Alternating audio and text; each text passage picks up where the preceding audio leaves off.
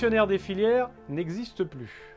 Ce texte primordial recensait les quelques 400 métiers de la SNCF et énonçait leurs responsabilités, grades et qualifications. Il définissait les socles de formation, de compétences et de déroulement de carrière. Il garantissait l'égalité de traitement des cheminots dans leur utilisation et leur parcours professionnel, où qu'ils soient sur le territoire national et dans quelque activité que ce soit. La nouvelle classification soutenue par les autres OS est en place, autour de 152 emplois types, consacrant l'ultra-polyvalence. Mais alors, quelles conséquences en attendre?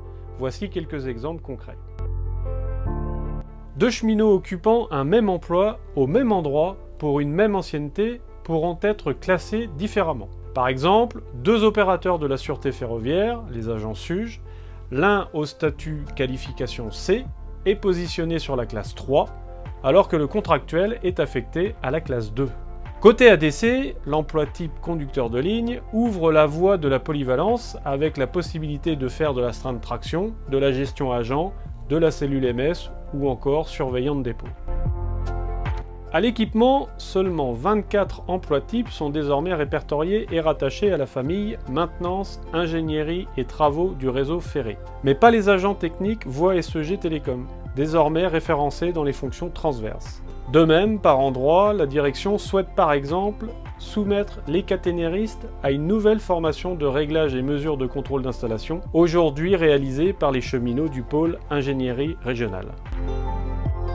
Autre exemple, les ASCT sont désormais classés comme agents d'accompagnement d'un train de voyageurs et ou de la relation client, et non plus ASCT. De la vente mobile ou fixe, lutte anti-fraude, accueil, escale ou mission de contrôle, de la vente par téléphone à la régularité des circulations lors du départ du train, tout passe à l'emploi type relation client. La polyvalence à outrance est de mise.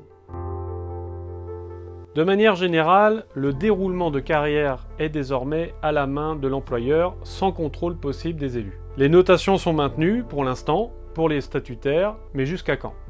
Tout cela est encore réversible. La CGT a appelé les autres OS à retirer leur signature pour faire tomber la transposition de l'accord. Mais le mieux, c'est de porter la CGT le plus haut possible dans les urnes pour inverser la vapeur.